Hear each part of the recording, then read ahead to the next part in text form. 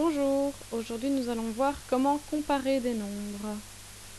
Alors, comparer deux nombres, ça nous permet de dire lequel est le plus grand et lequel est le plus petit.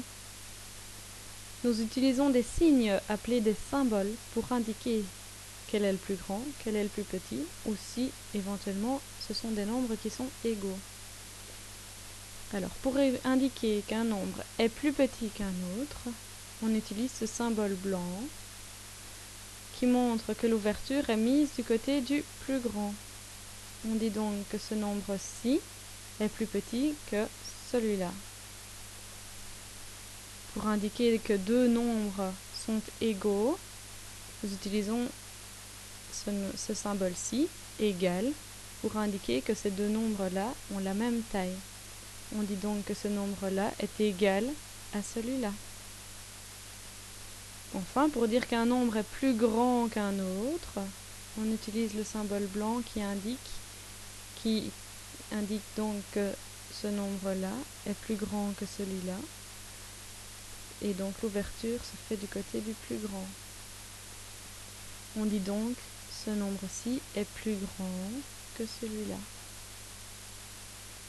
Pour comparer des nombres, il suffit simplement d'indiquer le symbole correspondant entre les deux nombres. Donc entre 502 et 643, on observe si 502 est plus petit, est égal ou est plus grand que 643. On choisit donc le symbole correspondant. On sait que 502 est plus petit que 643, donc on a le petit nombre du côté gauche, on met l'ouverture du côté du plus grand. 56 et 25, on sait que 56 est plus grand que 25, on met donc l'ouverture du côté du plus grand. Pour 30 et 104, on sait que 104 est plus grand que 30, donc 30 est plus petit que 104, et donc le symbole s'ouvrira du côté de 104. Enfin, pour 52 et 52, nous savons que ces deux nombres ont la même valeur, et donc on met le symbole égal. Pour classer les nombres, on peut les mettre dans l'ordre croissant ou dans l'ordre décroissant. Classer les nombres dans l'ordre croissant, cela veut dire qu'on les met les uns après les autres, du plus petit au plus grand. Donc si on commence ici par le plus petit nombre, c'est le nombre 21. On dit que 21 est plus petit que le nombre suivant. Le nombre suivant sera 37. Et donc on voit 21 est plus petit que 37. Et on voit aussi que 37 est plus petit que... Et alors on prend le nombre qui est le plus petit entre ceux qui restent, c'est-à-dire 58. Et puis enfin le dernier, le nombre 94, se met tout au bout. Pour classer les nombres dans l'ordre décroissant, on les met du plus grand au plus petit. C'est dans l'autre sens, le symbole est donc dans l'autre sens. On prend le plus grand des nombres qu'on va mettre au début de la chaîne. 85 est le plus grand, on le met au début. Et puis le nombre suivant, c'est le nombre 61.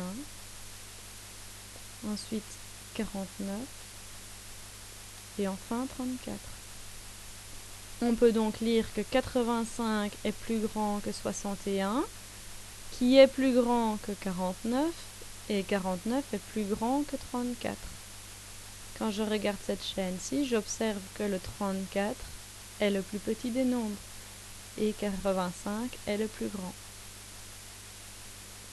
À toi de jouer. Sur une feuille, indique bien ton nom, la date et la référence de cette capsule, et écris les exercices suivants. Pour le premier exercice, compare les nombres suivants et indique simplement le signe adéquat.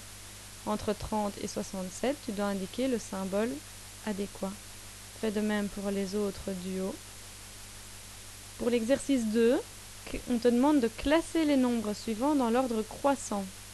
N'oublie pas d'utiliser le symbole adéquat. Et si tu as une hésitation, reviens en arrière dans la vidéo. Pour l'exercice 3, on te demande de classer les nombres suivants dans l'ordre décroissant. De même que pour l'exercice 2, n'oublie pas les symboles, n'oublie pas de les mettre correctement dans la chaîne, et si tu as une hésitation, tu peux revenir en arrière dans la vidéo. Si tu as des questions, note-les sur une feuille afin de les poser en classe demain. Bon travail!